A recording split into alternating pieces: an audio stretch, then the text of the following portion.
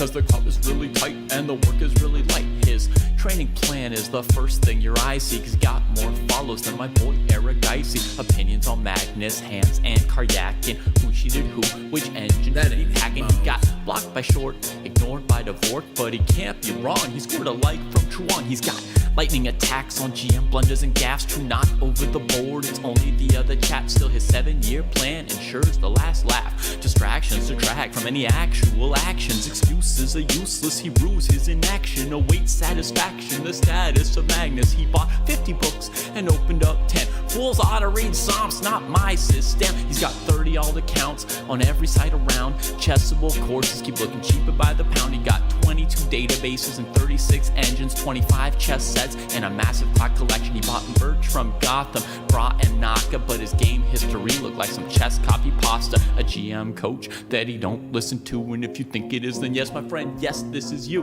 But that all changed one bright sunny day when a friend said, hey, don't you know? Welcome to the dojo, it's good to grow. Welcome to the dojo, I gave up on the easy. Sweatwork's what we need, G. Sweatwork's what I believe. Ratings what I'll receive. Don't you know? Welcome to the dojo, it's good to grow. Welcome to the dojo, I stepped away from easy. Sweatwork's what we need, G. If sweatwork's what I believe, ratings what I'll receive. So Joe got into the business, stopped the app sickness, daily practices rhythm, he even upped his fitness. He found sparring cathartic, postmortems charming. With the plus equal minus, he was armed for ELO farming. With notepad and pen, he built up calluses, escape rating paralysis with lengthy game analysis. With sensei direction, he sold his collection. Read one classic and that was fantastic. He locked to the spot where they checking off boxes. Young prodigies and some wily old foxes. 3.5 points per box, that's shocking progress. Goal nearing, cohort cheering, Joe doesn't hear it. He's monotasking, no relaxing, concentration maxing. One book, one board, one set, one thought. Work will work, will work, work, never stop. One book, one board, one set, one thought. Work will work, will work, work, never stop. Now occasionally, he peeps the world of the tweet and laughs when he sees the player that he used to be. Blank face staring, complex plans comparing while he's dojo training. Hours a day playing out positions, transpositions, and growing his board vision. Transition from poser to player. Focus.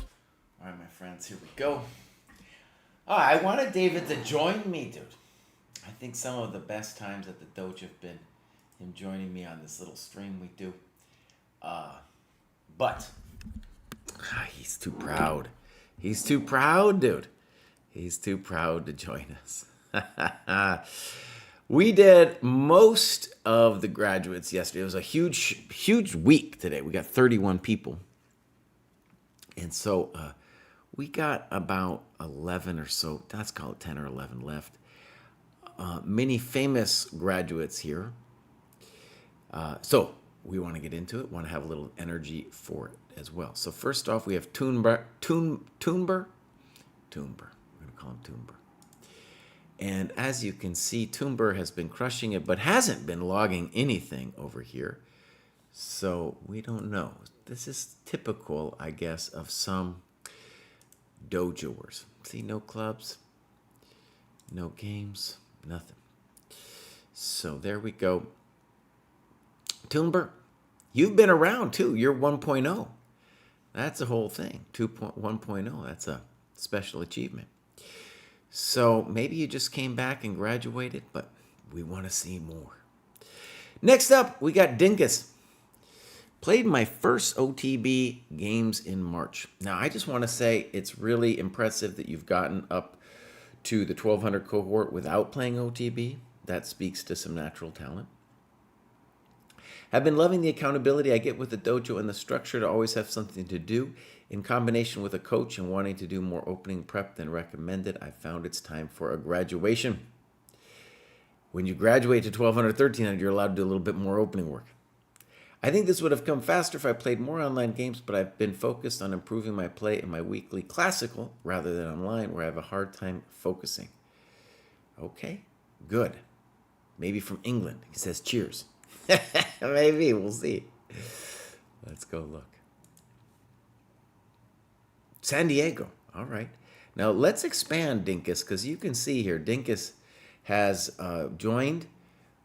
Actually, I'll check when he joined, but in any case, in March he started and then has been very active. he's got this weekly game, it looks like, on Wednesdays. He's got a weekly game that he's very diligent about. And graduated beginning of the dojo here, of his time in the dojo, and then now just graduated for this week. So very impressive. 217 points a game. That's a dojo run right there. But actually, interesting point, he joined in 24, but didn't really start taking it seriously, at least the heat map, until March of this year. And that's when the progress has come. That's when the progress has come. Okay, now you can see that his USCF is lower. And one thing that he should expect is that it'll just take a little bit longer for that to catch up to his chess.com rating. Yeah.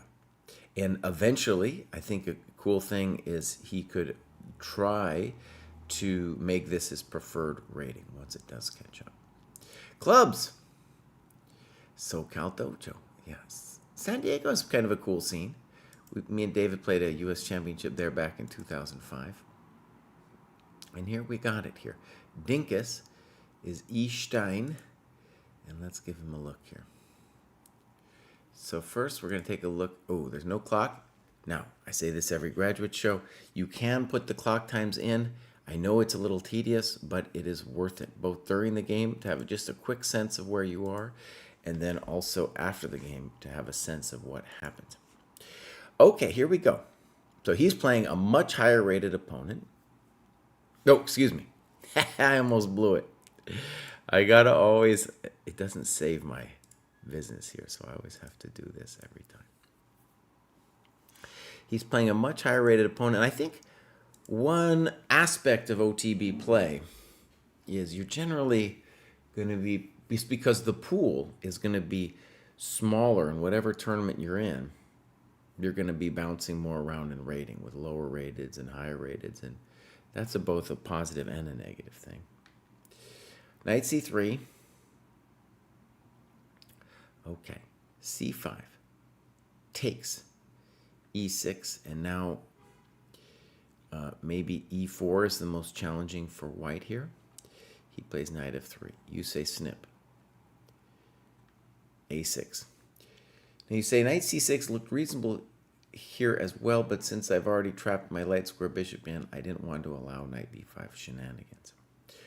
Okay, so we really, really don't want to make this move unless it's absolutely forced.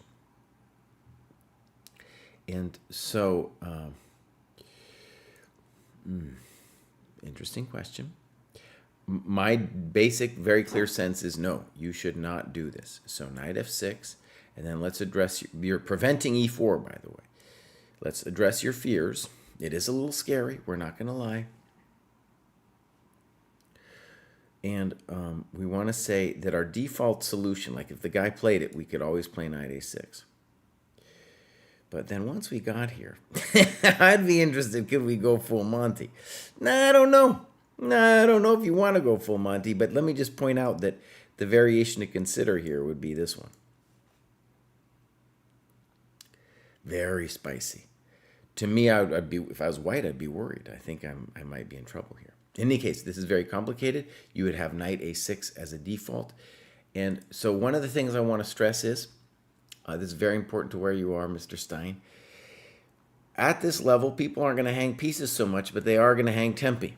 So you hung a tempo here with a6, and then your opponent should definitely play either e3 or e4, after which they will have an incredible opening development advantage. But they do not. They're terrified of something that we don't know what it is, and so they hang a tempo as well. Knight c6, e3. Good. Okay. Totally bizarre. Totally bizarre, buddy. What are you doing? What are you doing? Oh, man.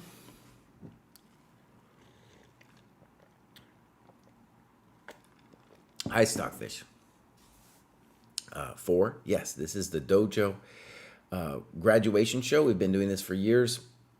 Yes, we usually do it Wednesdays, but we have so many people graduating this week at the dojo that when that happens, I expand it to 2 days. So we're doing the higher rated players today. Yeah. Okay. So, I think for just in terms of the annotation, you should mark this with a funky move mark. Okay, because where where and when is white intending to castle? I'm certain you could take the pawn first of all. And the problem with white there is like he's got some issues. But your move I'm fine with as well. Just develop. Okay, boom, great. And I'm in principle I'm loving this move too. H4, not great. And then now you play rook d8. I think this is fine. And at some point soon, we might play e5. Bishop d3. And now you play b5. So the basic question is, could you play e5? e5 would win a tempo and develop the bishop. Now, you might just be winning on the spot after e5, by the way. I mean, I think you are winning on the spot. So bishop h2, and then e4. Game over. Okay. Now, by the way, why is this happening to white? Why is it happening? Because they're blowing tempi left and right. When you blow tempi left and right, some kind of smackaroonie is going to happen to you. That's the way the chicken farts. I've never said that before, and I don't even know if chickens do farts, but I like that phrase. It might stick with me. All right, bishop d3. We're losing a tempo. b5. h5. Okay, it looks scary. e5. So think about it. What was the purpose of b5 if we could do e5 directly? And now you blunder again because you're not seeing this. So bishop g3 was horrendous, and you could have taken this and played here. You could have taken this and played e4. So this is where we would want to see how much time you spent in the opening. And also in your annotations, you should be thinking about other options here for yourself. You blunder this here.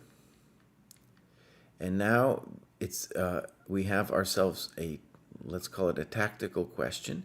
Should white play bishop h4? Maybe he shouldn't. He doesn't have to. He could play, a queen move somewhere. Does this and maybe misses that move. Snip, snop. Now you're doing great. Bishop f1. Yeah. Now bishop h3 for sure. For sure, because you're developing and then you're getting on the bishop on d8 too. Weird, but maybe still winning. Queen e2. Okay. Now, you are still winning entirely with bishop h3. Excuse me, don't play bishop h3, boss. Don't play bishop h3. The easy win, excuse me, is bishop d7. He's got to move the thing, and then we whack him. So the problem with bishop e6 is you're getting in the way of your own rook here. Queen e4. Clever move, honestly, because now you do not want to take the thing, which you do, because now the knight's hitting the bishop. Snip, snap, and now who knows what's happening. Here I really want to know what the times are. Bishop c8. Knight e5, castles. a5, I don't get it. Why are we playing a5? What do you need to do? You need to fix your coconuts. So the most basic move to do here would be a king f8. Reasonable. Reasonable. Now we're hanging our business. Check to the miserable king. I don't know. Great move.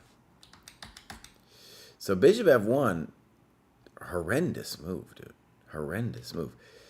He's basically back in the game after dropping all his coconuts. And I don't even know what bishop f1 does. Good move. He's got to try to play rook d1. And he blunders this. And now you're crushing him. Oh, nice move. I like that. Oh, I like that a lot. That's very satisfying. Okay. So, Mr. Stein, the key thing to understand here, you're playing these longer games. It would help everybody if you get some time in there. some timestamps because it feels like you're not thinking about, nor is your opponent really thinking about the hanging of the pieces. And also in the review of the game, there's a lot of things that I think you could have paid a little closer attention to. Okay, but that being said, you have graduated, Dinkus, and you are up to the 1200, 1300. These aren't chumps anymore. These are some real people that you are facing. Next up, we have Galeron. Galeron doesn't tell us much. 481 points gained. Joined last year, but we only see a little bit of activity on the scoreboard recently. I think a lot of players, are in the dojo, but life happens. They might still keep playing chess a little bit. You can see on Galeron's graph that he's pretty active, But, they come in and out. So ECF hasn't played much. But anyways, it looks like Galeron's getting back into it. And at 1498, Galeron could graduate again fairly soon. UK Dojo, beautiful. Games, let's go here. Crunk. Now listen, very important. This game should be in the My Games. So everybody, it's very important that you put your classical games in this folder called My Games. All right. So do we got a time graph? No. Probably OTB. Let's go game review.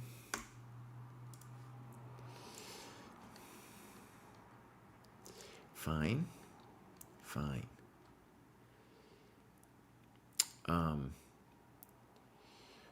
Right. Now, here, this is an interesting variation. In these positions, it's always scary to take this pawn because you are creating a situation where what white should play is knight f3, intending knight e5.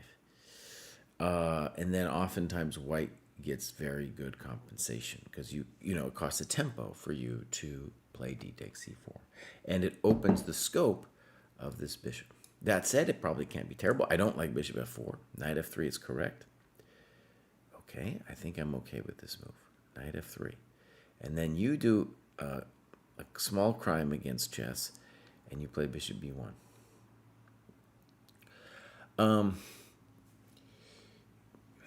Maybe it's not that bad of a crime, but you are developing the knight for white on b1. Takes here, I don't like it. I think definitely rook takes b1, and you give a line. You say check, knight d2. My personal sense would be queen d2, but maybe knight d2 could be played too. Right? Okay, so queen b1 weird. Check to the miserable king. e6. And now a3, which I don't understand. Why wouldn't he castle? We got to ask that question.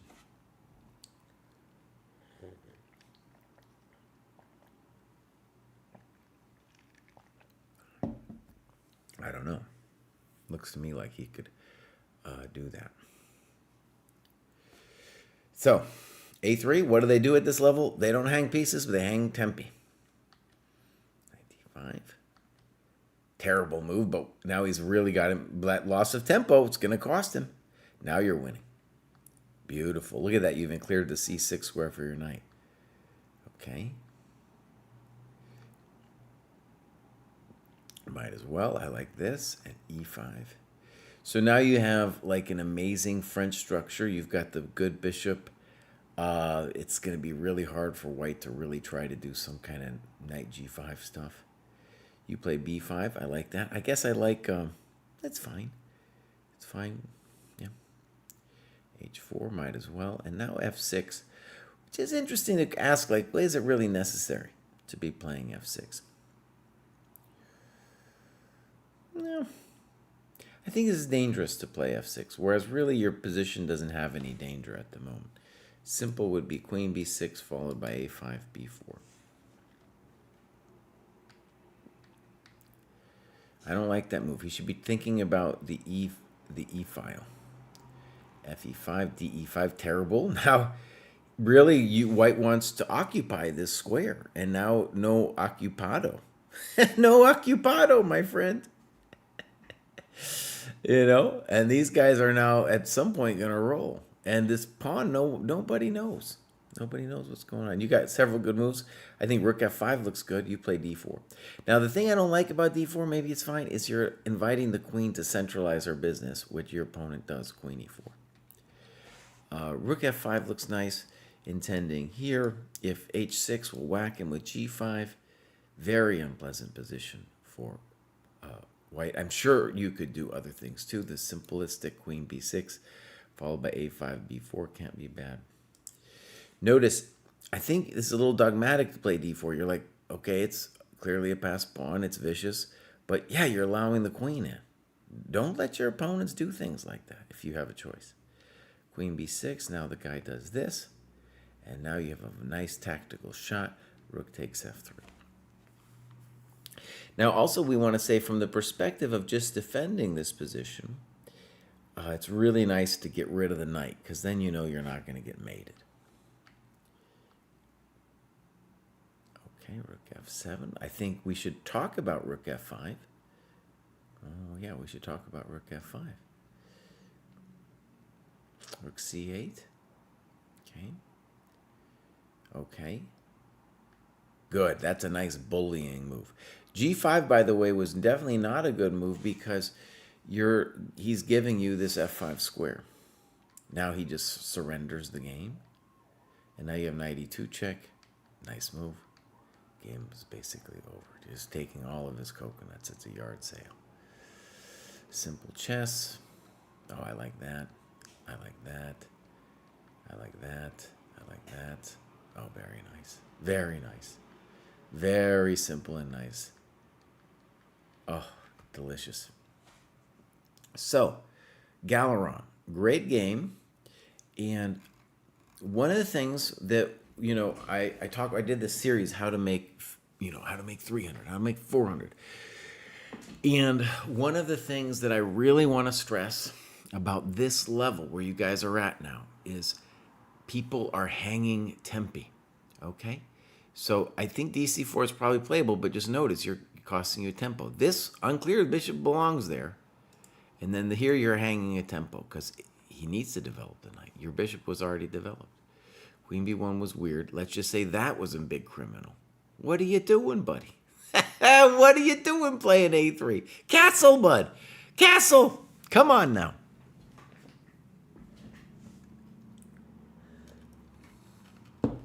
Right.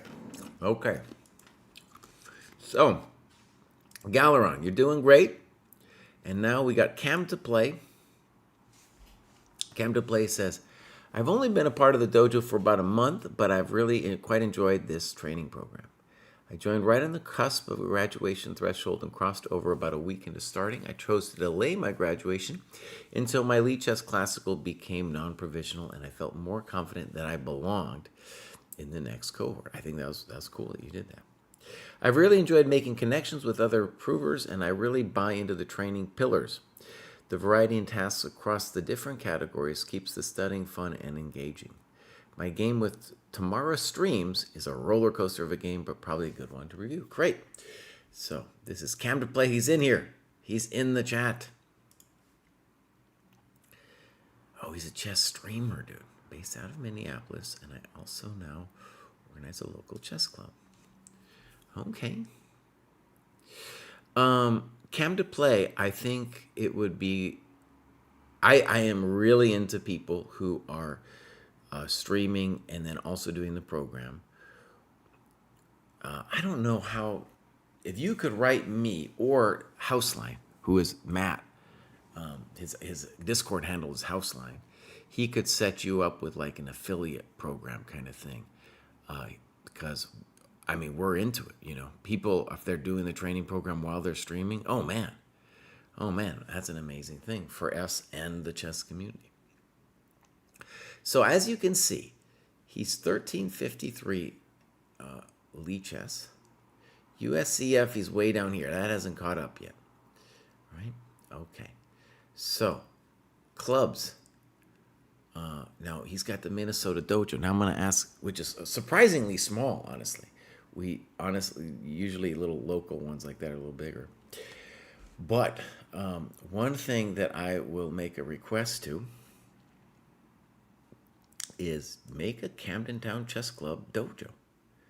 Yeah, there you go. Maybe because then you could see like who else. Maybe once you get one or two people in there, you'd have a scoreboard, like the Minnesota Dojo one has. But then you'd really know the people, and you'd be able to spar with each other, see the progress of one another, and so on. Cool. Camden Play might hopefully we'll get in touch with Houseline.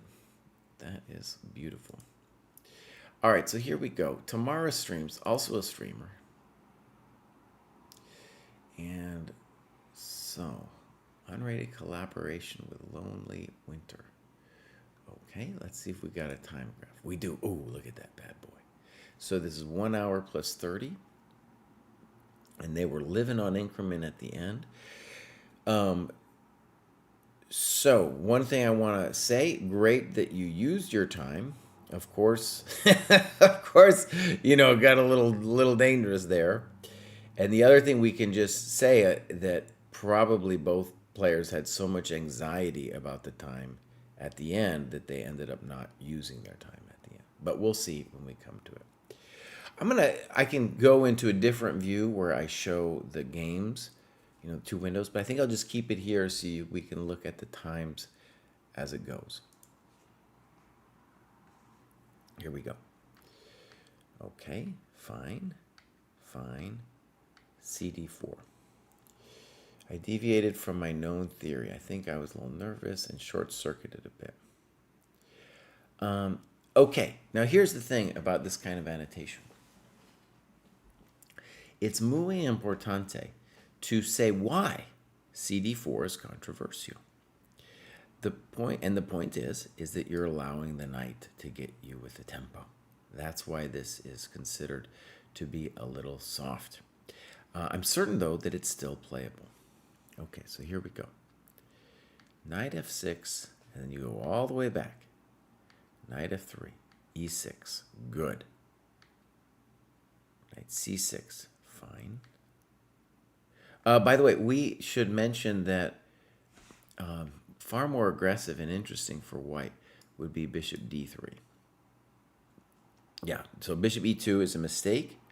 It is in the way of the queen going to e2. It is passive. And probably it's not recognizing the fact that on d3, the pawn is, at least for now, invulnerable because of the dirty bishop b5 check after the queen lands here. Right? Okay, so minor inaccuracy. Knight c6. Bishop d6. Weird. This had to be a mistake. Ultimately, it prevents my queen from developing. Right. And now, the main feature about this bishop d6 is one of the main reasons we're wanting to go to e7 is you want to keep your queen in communication with both the isolated pawn and the blockade square. So, also, when you play bishop d6, you're allowing bishop g5 to be more annoying, and this knight is critical to controlling the d5 square. So anytime you get an isolated queen pawn position, it's the blockade square that you want to be having focus on. We could talk at length about more things, but that is number one. A3. And you say, funky move. I was happy to see this because it allowed me to catch up a bit on development. Now, I do think bishop g5 is nice, but a3, I don't know, I'm not inside of tomorrow's mind, but it is generally a good move to do in positions like this to prevent you from playing knight b4 to d5. Also, it's nice. Usually the bishop's here. Usually that's where you want the bishop. Anamaya, thank you for rating. Hope you had a good stream. We are doing the ChessDojo Training Program graduates, and we're going to look at a person's profile and look at one of their games after they've made it to a 100-point jump. And here we got you go, let's get this person's Cam to Play, who is also a streamer and was playing a streamer here with Tomorrow Streams. Okay, so again, a3 is a usually common move, but it is weird that, you think about that bishop, by the way. The queen wants to go here, the rook wants to go here. It's kind of in the way. It's almost like if I was white here, my next move might be bishop d3. Castles, bishop g5, fine. h6. You call this a sin of time, but it is not a sin of time because white is not gaining time after you play h6, right? Because it's a threat. So they keep their pin. It is an annoying pin. And you play b6. And now queen c2, which I think is a little weird. I'm not sure I got that move. Yeah, you're just putting yourself on the c file. b7. Weird. So yeah, she doesn't know what to do. And let's just talk about skill level for a second. It's very common at this level to not know how to play something like the isolated queen pawn, right? It's not an easy thing to know how to do, and neither player here has a sense of how to do it. So you decide to play queen d7, and if you were going to allow the doubling of the pawns, the move you should make is knight e7. Why? Because you want control of the blockade square and you want to unleash the bishop. Would it lead to a spicy position? Yeah, that's pretty spicy. But that, you're the one, you're the one who played bishop d6, right? Okay, so queen d7. Now I'm a little nervous for you. Rook f d1. Knight e4 is a little scary. d5 is also a little scary. Queen e3. Okay. Bishop f8. And now I think d5 needs to happen. Yeah, knight e4 was played. d5 is strong. Nimzovich talks about the pawn's lust to expand.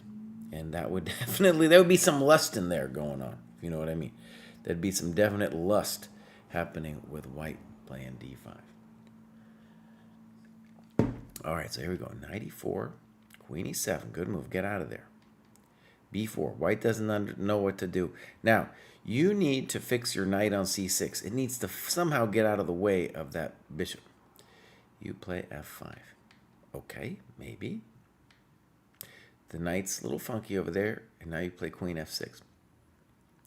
In retrospect, this move feels a bit too much like Hope Chess, as my main goal was to threaten f4. Right. So, yeah, when we think about it, then f5's frisky. The knight on g3, though, its only hope is to somehow do some kind of knight h5 thing. Bishop g7 is interesting, but then you're running into knight h5 still. So I think it's an example of this queen f6 move of going, what should we say, like compounding the problem. Notice we still haven't figured this guy out. That's a little problem here for us. Knight h5, knight f4, simple chess. Maybe consider other things, but knight f4 is strong. Knight e5. Yeah, now this is terrible, and let's think about it. Now she's enabling you not only for the knight d4, but even if the knight d4 thing wasn't there, she would be freeing your worst piece on c6, which is blocking your cool bishop. So even if knight d4 wasn't possible, knight f3 is not what you would want to do. I strongly recommend thinking about what you think white should have done. And the first move to look at would be the very aggressive d5, because the pawn has a lust to expand. And this, honestly, is what you're going to get when you don't fix your bad knight on c6. All right. Exclam. Now that's just deserving of an exclam, I think. Very nice tactical move. The computer wants bishop h5. Great that you annotated that it was a computer move. Yeah. I don't know if I would have seen that either. Now, I do want to stress, if that's true about bishop h5, then I think what we should say is boom. Let's just say pawn takes for a second. This is, I think, a pleasant position for black. Yeah, you're doing great. You're doing great in this position. Okay, so. Yep, that wasn't it. You said, thank you for the bishop. Queen g7, threatening a mate. You do like the hope chess. You do like the hope chess here. f3, bishop f3. Something weird was going on with the clock on my end. Okay. Oh, man, that's a bummer. Yeah, something like bishop d6. And personally, I would say it's a winning position because you have two bishops and you got an extra pawn. So, weird move. Now we're toast. Rook d8, king h1. Okay. She could do all kinds of things. King h8. Poor move. Yeah, passive. She needs to think about fixing her pieces. Bishop f6. A little strange to me. Check to the miserable king. Snip. I think it was lost already, but I understand. So, she gives some, no one knows why. Both sides, I kept it open because both sides are in a little bit of time pressure here.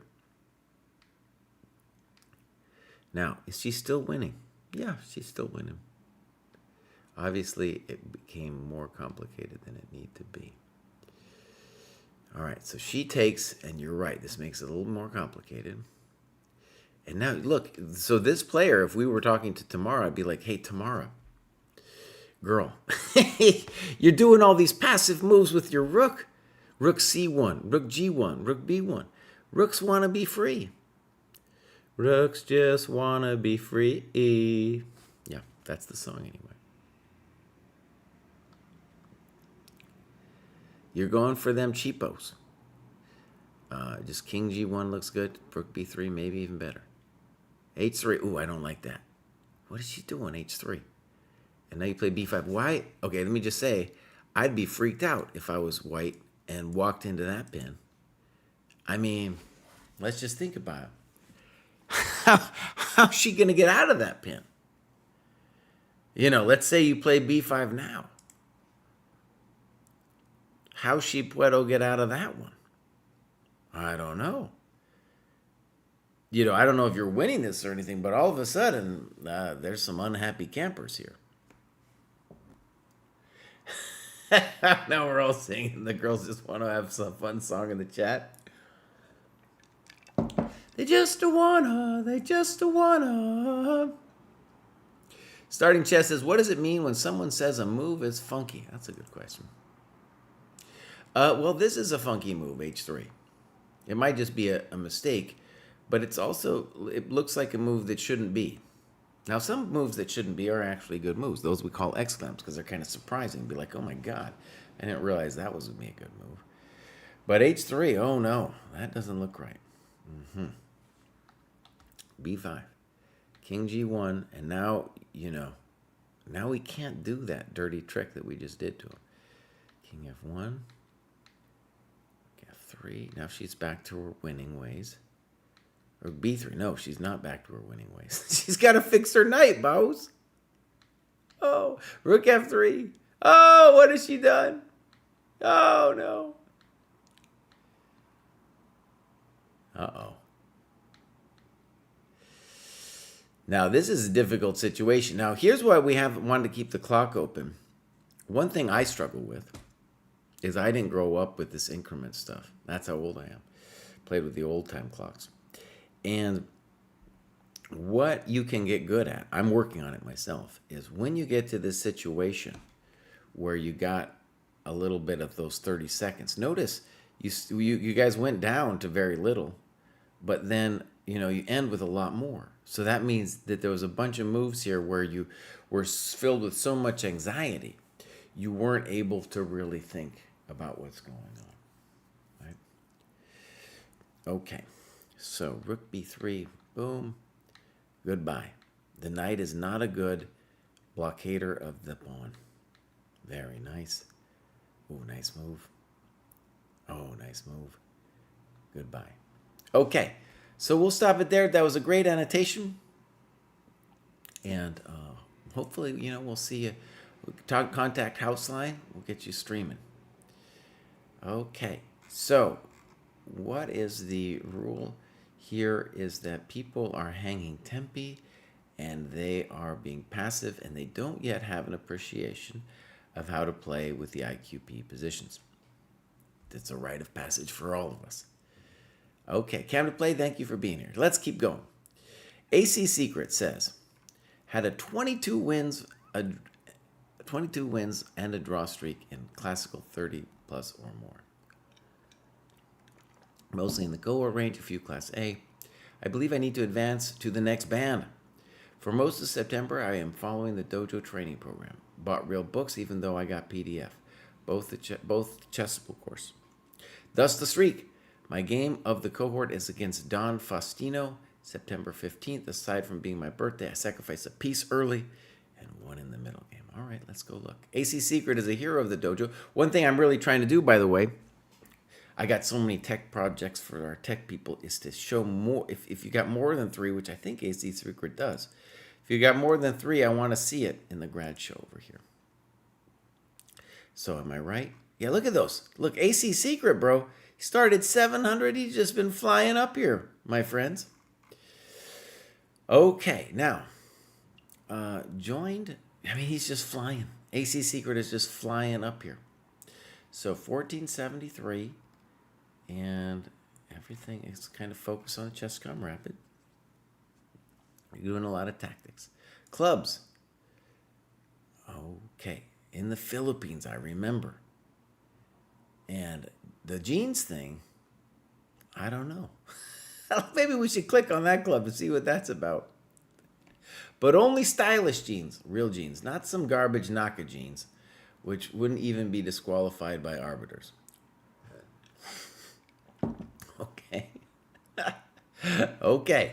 That's the jeans club for anyone who wants to do the jeans club. All right, let's see. We got a game. My games. Now, he told me which one, and I already forgot. So, Don Faustino. Let's go find Don Faustino. There it is. Boom. We'll see, we got some times. We do. Uh-oh. So, one of the problems... Wait. Right. Just show the regular view, boss. Just show the regular view. One of the problems we see in online play is that even with higher rated players like AC Secret, they can often just have this complete impulsivity of moving too fast.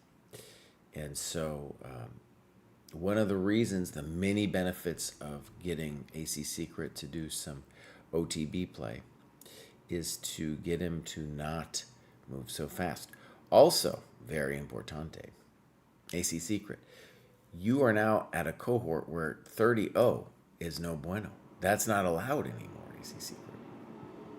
Not allowed. After this game is done, I'll show you the appropriate time controls. And the reason is we allow 30-0 for the very lowest cohorts because they don't have the skill of thinking yet, right? So we are like, well, that's fine if they can only do 30 minutes. That's as long as they can think. But you, my friend, you are now an advanced player, and you need to be using more time. All right, here we go. Speech over. I'm one of the few high-rated players that appreciates the madness of the Smith-Morra. So bishop b4, generally not a great move, and we should think about why, though. So the prep question, whatever, they're going to do weird stuff to you. The reason why this is considered funkalicious is because if they lose this dark square bishop, then they really have grief. Okay, now, could you play bishop c4 or queen b3? I think those would be my main questions. I think that's a little slow. Also slow, too much time. Bishop e2. I still think the standard bishop c4 is what you need. b5. Okay, this, by the way, you can see that black is a person who doesn't care about development. Right? Bishop a5. They don't even know about development. They don't even know. Okay, So you spend 47 seconds on this, and honestly, your position is maybe already so good that they're in huge trouble, but because your development is so amazing. But we still have to think about it. Okay, I don't understand bishop b5. All right, here we go. Bishop b5. AB. Knight b5.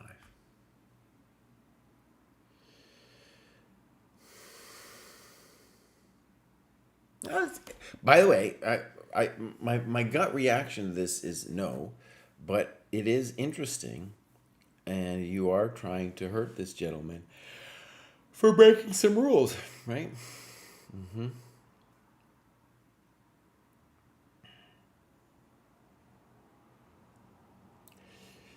Yeah. Okay. Very interesting. Black has one of the hard things is black has so many different moves here. He's got queen b6. He's got bishop a6. He's got maybe rook a6. He's got just developing. It's unclear how painful this knight d6 is actually going to be. Anyways, he decides to develop your queen, and you say, okay, I'll do that. Good. All right, so this is a fun position.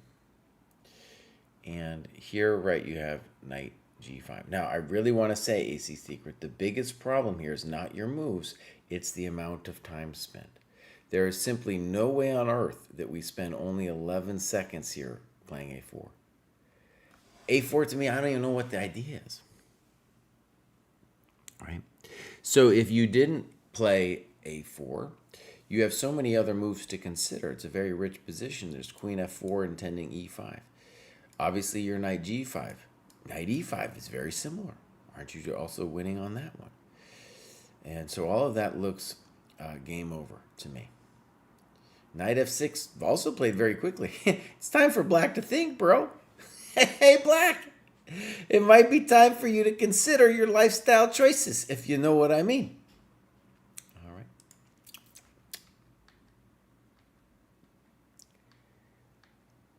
Okay. So yeah, you are thinking that the joy of your position is that you have these pawns, but I think if you would spend a little time here, you'd be like, oh, wait a second, why don't I play queen b4 and set up some gnarly discover check? Game over. You don't even have to think anymore after queen b4. It's over. But you played this super fast. d5, check to the miserable king. Good. 8, queen h5, looks good. g6, check to the miserable king. Okay, it's gonna get painful. By the way, if you could talk to this person, you should say something like, "Bows, you need to develop your coconuts." Check to the miserable king. Knight f8, check to the miserable king. Oh, look at that thing. Do you think coaching makes you a worse chess player? Do I think coaching makes me a worse chess player? That's a good question. I have a couple feelings on that, I guess. So when markets reviewed, let me just say before, actually, let's go back. I'm going to address that, but AC Secret, I just want to address something. You go training plan, and then you go in here and you go games and analysis. You go play 40 classical games a year. And then, so you're up here 1,200 plus, right? You need to be playing minimum of 45, 30. I think coaching can definitely make you a better player because you are forced to articulate your own thoughts about the game. If you just coach and you don't work on your own game, you're first of all a little bit of a charlatan, right? Because you're preaching what you're not doing. And also you will end up at that point just sinking to whatever level it is that you're talking to. And you'll end up just repeating yourself over and over because your own game isn't growing, right? And that's definitely a pitfall. A lot of people, they have to make money as coaches, and then they just start coaching all the time, and then they don't have any growth left for themselves. So it can hurt. But ultimately, it is something that should help you in the long run. Beloved bookkeeper. Nice. Beloved bookkeeper, I'm on it with going to a Monday night chess thing with you someday soon. I'm trying to figure out when. I'm moving, so I'm not going to be able to do it this next Monday, but I'm hoping to do it soon. Okay, as you can see, Klein, we had a Stein, we didn't have a Klein. Klein has been with us for a while, but only recently started doing some work here. He's got a rating of 1640, which cruelly only translates to 1380. One of the many things on our to-do list is to redo the opening translations. We are hoping that after the FIDE boost has kind of played itself out a little bit, that it'll look a little bit more normal in our normalized rating. Okay. Should be said, though, Klein, that officially you haven't made the 1400 cohort. Okay, we're going to look at your business, but officially, and I understand the unfairness to it, too, because you're like, what? I'm 1640. How could I only be 1380? That's all about the FIDE boost, my friends. Okay, so here we go. Clubs, nothing. Games, nothing. Klein, you got to get ready with the program, bro. Come on. So, boom. Sam, are you still living in the same place? I blundered my news feed. I'm supposed to do it a slightly different way, but I know how to fix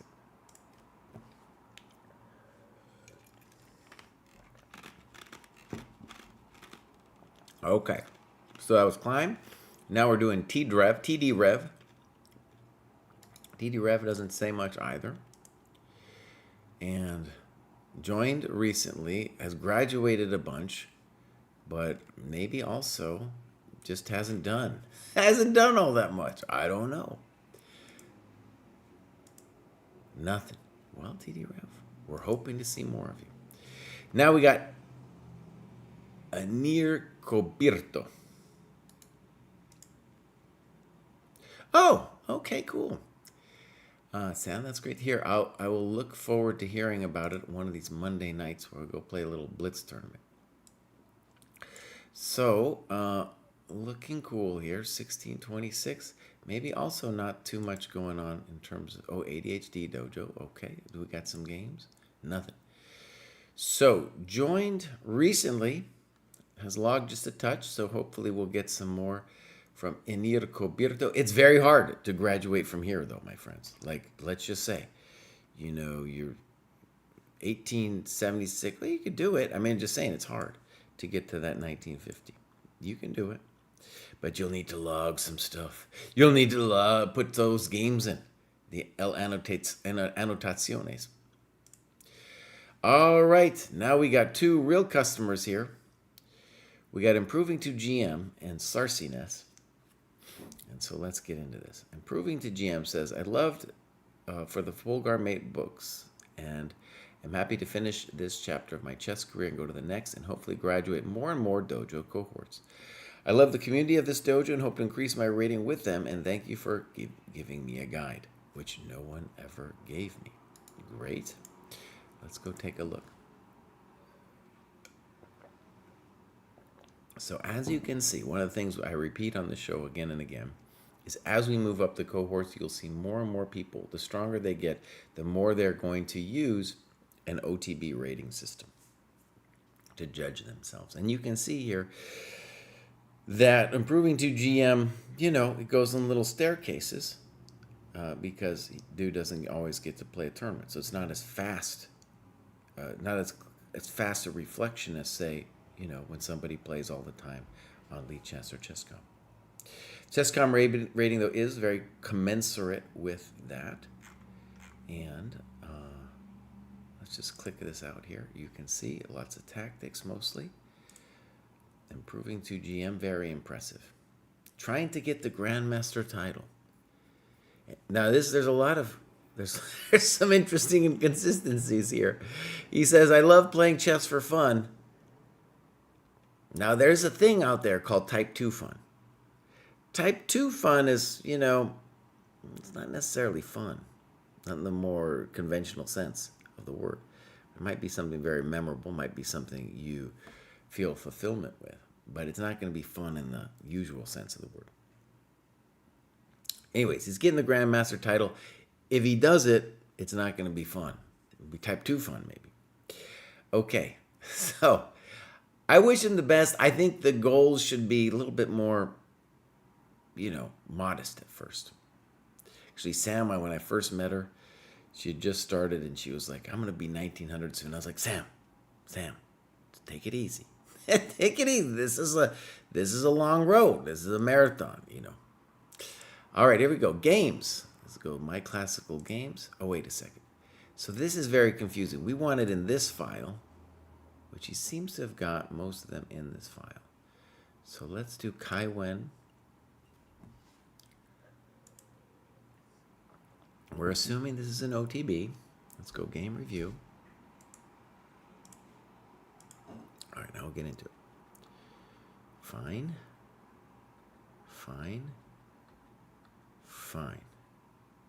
And there are many different ways to play this.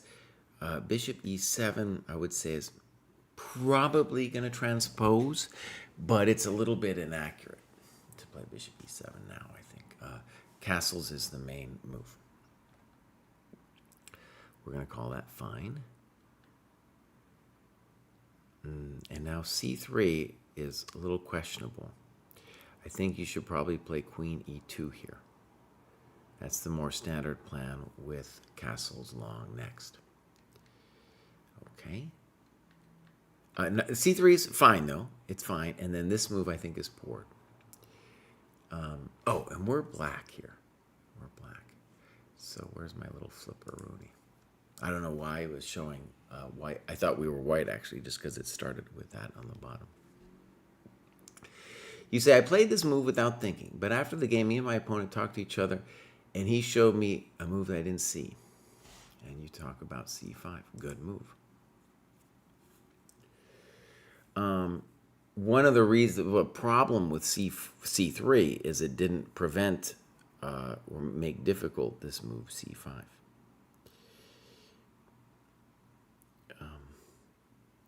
I think probably white's best is to take and get this kind of position here.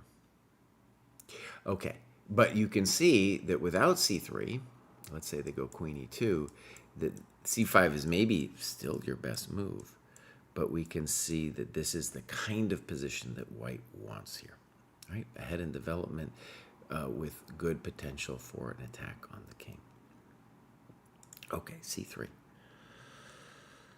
Knight of 6. So two important things are happening when you play knight of 6. You're losing the battle for these two squares.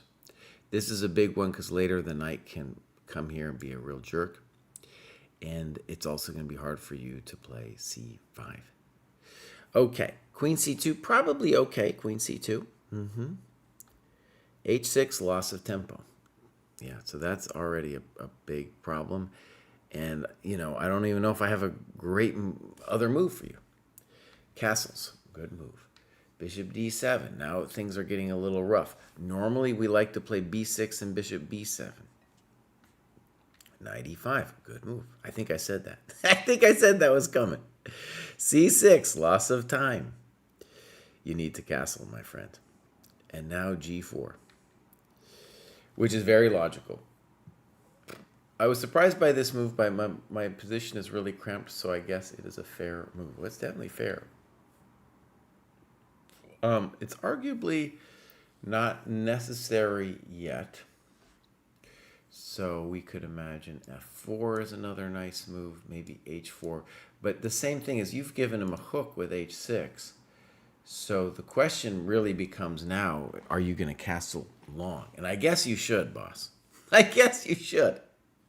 Now, the problem with what you do here is you centralize his bishop, and then you lose another tempo. f4. Like I said, that's also a good move. So I think you're in big trouble now. And I really don't want you to make this move, bishop takes e5. I really, really don't. Queen c7, got to be a better try. Now, both recaptures are good for white. They're both good. That, I feel, is more logical what he does, because now he's got a simple plan of dumping all this stuff on the d6 square. His bishop's much better than yours. Boom. c4, I don't know.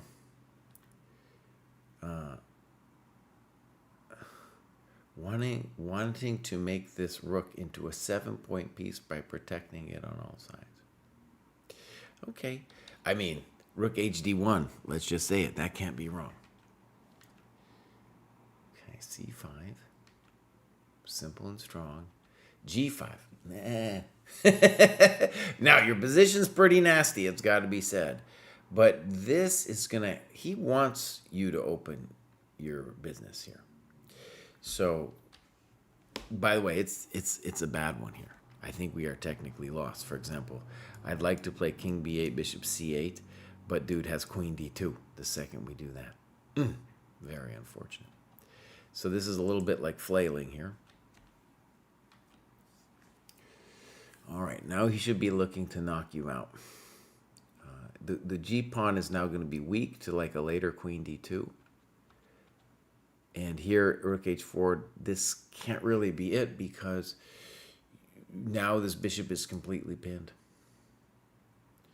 So here, and this might not be necessary, but it's good enough. And now you're host. I mean, most normal people would just go into the pawn end game, but I guess it's unnecessary.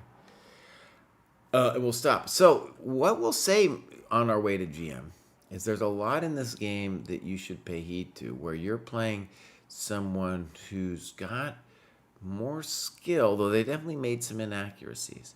And the thing I want you to be super sensitive to is you are losing tempi. Okay?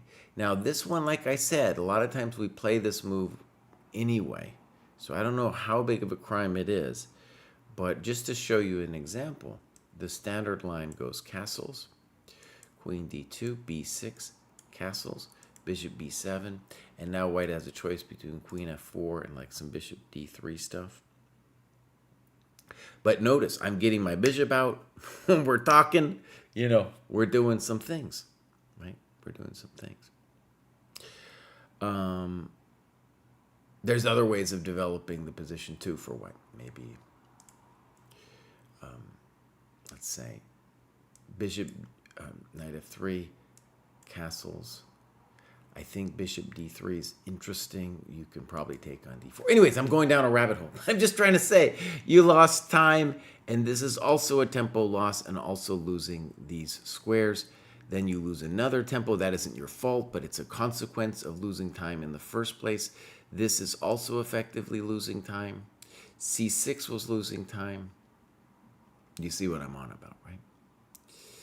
Okay, and then you end up in a position like this, and I think it's an instructive one, because you might say to yourself, maybe it's not so bad, but no, it's actually crispy critters. It's all the way gone. Okay, so well done improving to GM. You're in a strong cohort now, my friend. This is no chum business. So congratulations. There's a lot of hard work to get there, and I think games like that, can show you what the next level of chess is, because you can see that it wasn't really a tactical thing, right? You made some positional errors, and all of a sudden you are in the dumps. The dumpster. You're in the dumpster, man. And that guy didn't even have to think too hard. He didn't even have to be a genius. You just gave him the tempi, and he took it. Okay, here we go. Sarcinus says, based on real results, it's time to head back to the 1819. I'm on the longest unbeaten streak in my life and will surpass 1900 when the next FIDE list is published in a week or two. Congratulations. Since returning to the UK, I'm 10.5 out of 12 in classical, having won a tournament, Swindon under 1900, and come joint second in another Greater London under 2100. Well, that's fantastic. So, let's look.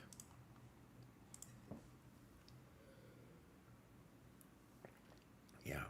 So when we look at Sarsinus, we can see that Sarsinus is very close to graduating again. Now, let's just say once we get up a little higher, the correlation isn't as weird as it is lower because the way the boost was done.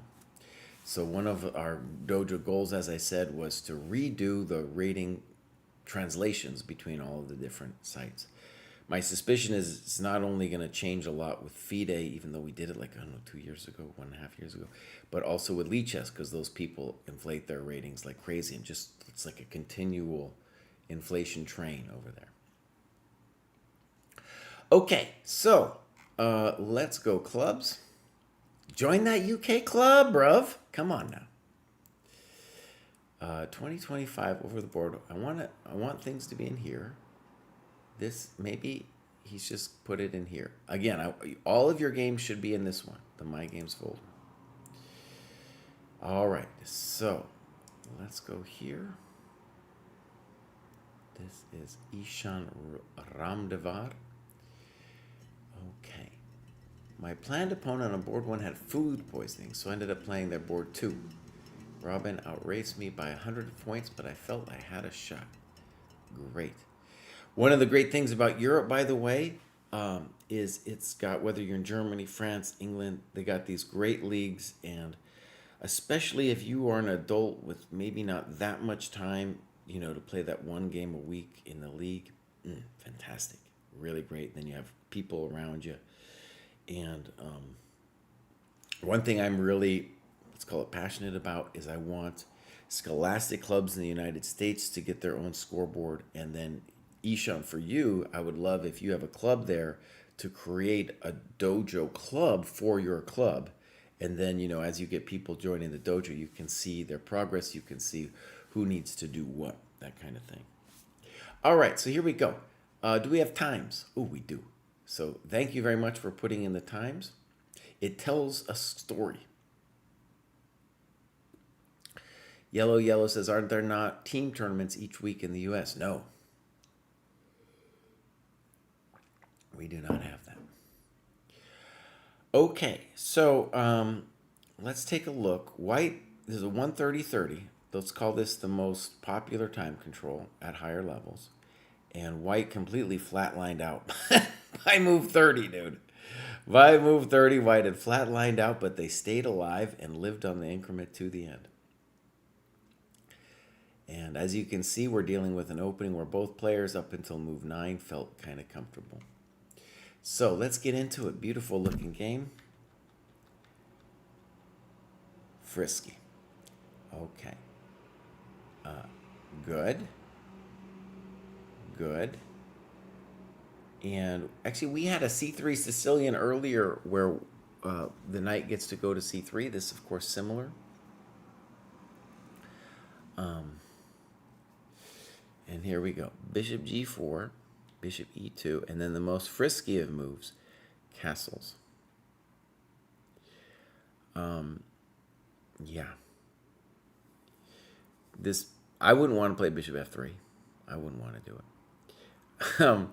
I didn't know that was called the Capablanca defense. I have a feeling Capa didn't even know it was the Capablanca defense. A lot of times, there's a guy on chess.com who, I don't even know if it's his job. He just takes it upon himself to make up names of openings. So that's anyways. I'm sure castling is fine. Knight C3 has got to be the right move. Just to ask the question. And then we would probably play Bishop B4, or we could maybe even consider Queen H5. He says Queen D7. Okay. I think Queen H5, if I was white, that would be the one that would annoy me. I wouldn't know how to answer it, really. There's a lot of tension about whether we're going to be able to kick this thing or not. In any case, here we go. Bishop E3. Good move. And now we should definitely consider Bishop B4. So, these moves are played pretty quickly. I also think we could consider queen h5. Imagine it like this. On h3, we don't have to respond because it's pinned. And we're going to put this bad boy here. And if castles, we're going to think strongly about taking it. Does it work? I don't know. I'm just saying we got to consider it. That's all I'm saying. That's all I'm saying, Bows. Maybe, for example, knight e5 and we're crispy critters. I don't know. I don't know. I'm just saying it's pretty hot. It's very hot, in fact. Okay. So, notice we can't play bishop g4 because of this. But we could play queen h4. And is it hot? Oh, it's so hot. So hot. Yeah, I don't know. I don't know. It looks bad. Looks kind of like Freaky Friday. Notice that his fundamental problem here is that he's got to do something if he does this. It's hot. There's no f4 because queen e3 is hanging. Okay, so you might have thought like this is all normal, but the bishop e3 has a lot of there's some negative consequences for white playing this bishop e3. So queen d7 is by no means like some kind of forced situation. All right, now you play knight d5, and you thought a long time about it. You talk about rook c1. Okay, good.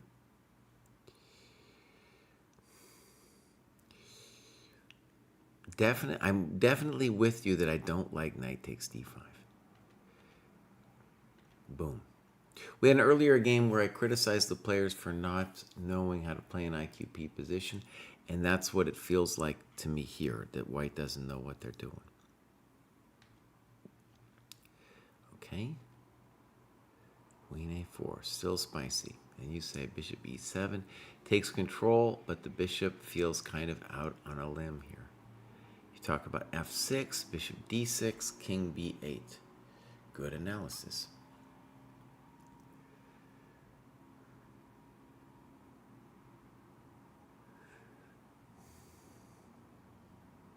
I'm not sure I'm opposed to bishop e7.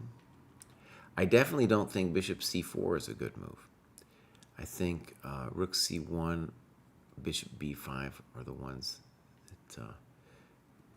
that, I guess bishop b5 is kind of out because of bishop f3. But rook c1 looks correct. Okay, good. And now they blunder with queen a5. And why would I call it a blunder? Because what are you doing, buddy? You got the isolated queen pawn. You do not trade the heavies. Come on, son. Come on. Bishop e2, and now you're close to just being much better. You talk about f6. I'm fine with your move. Okay, now he does this. So let's just say he has initiated the moment of crisis, but he's not developed. Your move looks natural, so we're going to give it a try. Bishop f6. And somehow you're saying that white is up here. Since white ends up getting the g7 pawn, this move ends up making it easier for him to get a powerful h pawn. Perhaps this was a key error. Why would it be a key error? Okay, so let's get into this position for a second. You have better development. You need to fix your knight. And you are playing against an isolated queen pawn.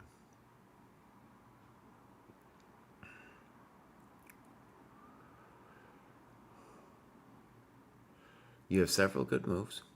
Bishop d4 looks like you're playing for a trick where you're not seeing that you're solving his main problem when you do this, and that you're not fixing your knight.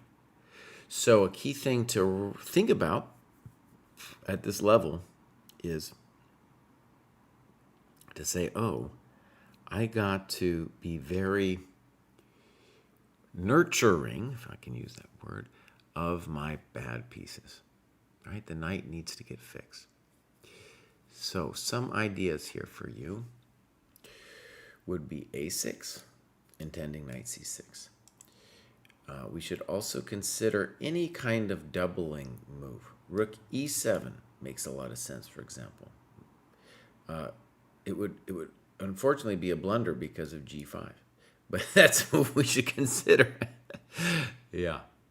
But some kind of move like rook e7, rook e6 to intend the double and then allow knight c6. That should also come to mind.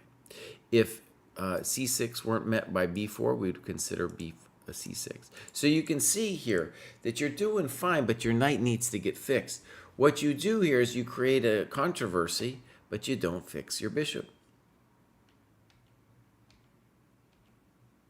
I'm not convinced that he was right to take with the rook, by the way. Oh, maybe I am. Maybe I'm convinced, because on bishop takes d4, you could play rook takes d4. No, what am I saying, Craig? No. No. So yes, I think this would have been stronger, but it looks potentially stronger. Yeah, that's much better. Because the bishop is a beast, as you probably realized in your game, but now we're fighting for the d file. In the game, he gets a worse position than this, because he's not fixed. And you say h4, and you say, am I already lost here? Where did I go wrong? Well, I think bishop d4 was a big mistake. h4, exclam. Exclam. All right, let's think about it. Now, if we're going to be critical of h4, we'd say, boss, are you really sure? Because you haven't really fixed your coconuts when you play h4, right? Your rook isn't involved yet, your king isn't involved. And so you spent 6.5 minutes and play knight d6. And I love your annotation about knight d6, king g2, because the king is really the shepherd. It makes so much sense to play king g2 and rook h1. So let's get into this a little bit.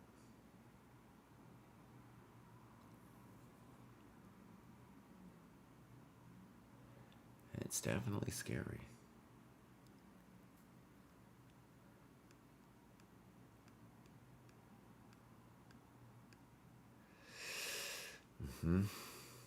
Now the question I have is on king g2, you say clearly a bit better for white, but you you need a plan here, son, because it might just be hosed. Like, of course, the move to calculate now is, does h5 end all? Does it end your Christmas? I think your intention is gh knight f5. But I don't know, h6 then. What are we doing? I don't know. It's scaring me.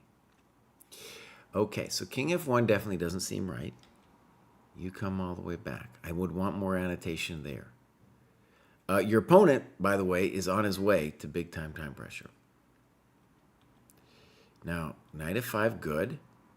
Bishop c3, rook e6. Here I thought I might be holding if I blockade the pawn. His king gets active first. Okay.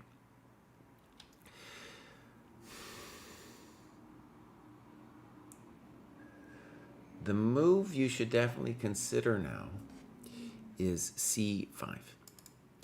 This pawn will enable you to cut the bishop as well as being an activation of your own pawn majority. So c5 is definitely a move that we should be considering here. I'm not convinced you're worse. Rook e6 is weird because it's like, well, boss, he's not threatening even h6 yet. We still want to play c5. Check to the miserable king. He doesn't know what he's doing. Rook over. King over, excuse me. Rook over. He's obsessed. And now that your king is so close, you could consider f6 and king f7. That looks a little bit better to me.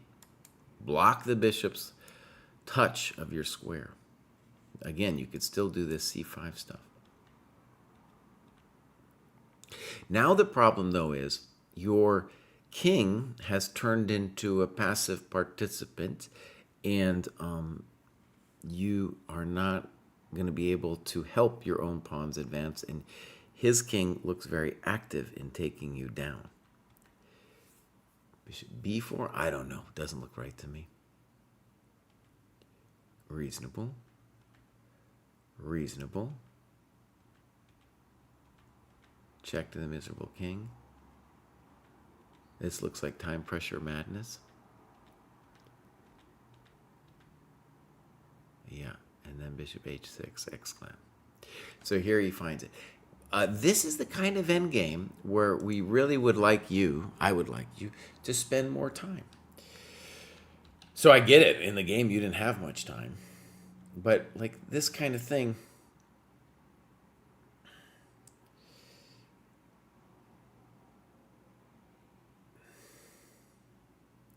yeah, there's a lot to talk about here. King h6, king g4.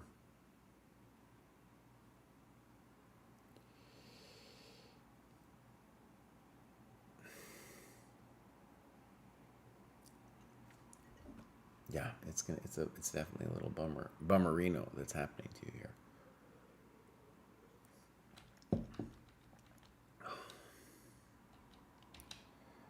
So, if I could go back here, again, I wanted you to play f6 and stuff. You need to play this move. So notice, your king is in the range of that pawn. You need, and it's a bummer that you've gotten so passive. You know, this would have been better. But even here, you know, the bishop's a stronger piece in this kind of minor endgame. But even here, you can see, like, the knight's going to dance. You're going to have some chances. GM Sharsky says, Jesse, I'm close to Ishan's rating, and as I'm watching the endgame, it's like I'm watching my own game. How can the endgame technique be improved? Is it worth for people like us to read Dvoretsky? Dvoretsky's fine, but the most important thing is to analyze your own games. So, for example, now, by the way, I understand that when you get to an endgame like this and you've been playing super fast, it's hard to annotate it in depth because you're like, oh my God, we were just both trying to survive. But when you go into these endgames and start analyzing them, oh man, yeah, you're going to get some general sense of the dynamics of the position. And in particular, you'll get a sense that while this position, I think, has to be fine for black, the position with after bishop takes d4 is poor. And why? Because you didn't fix your knight. Number two, because he's going to get what we call a Fischer endgame. That's rook and bishop versus rook. And white didn't even understand. He just traded off his own rook. So there's a lot going on here. And bishop d4 would just be a move where we would say, oh, right, he didn't understand how dangerous that endgame could be. But even so, like white didn't either. Like bishop d4 looks strikingly stronger than this. And then this one, it's dangerous for us, okay? But once we figure out that we need to launch our own business, well, you know, we're not going to be toast. We're not going to be toast. It is difficult here, though. There's no doubt that this is a very difficult ending, even though he could have his rook here if he had wanted it here. Notice just too, one of the great things you will learn in an endgame like this by annotating it deeply is like, oh no, that thing they said about the bishop being the better miner when there's passed pawns running on both sides, that's very true. The other thing they said was that the bishop, when it controls the queening square, is a hell of a drug, and we saw that in this game as well. Okay, my friends, great. I'm going to end it there. We're going to raid somebody. See somebody shouting at me from the...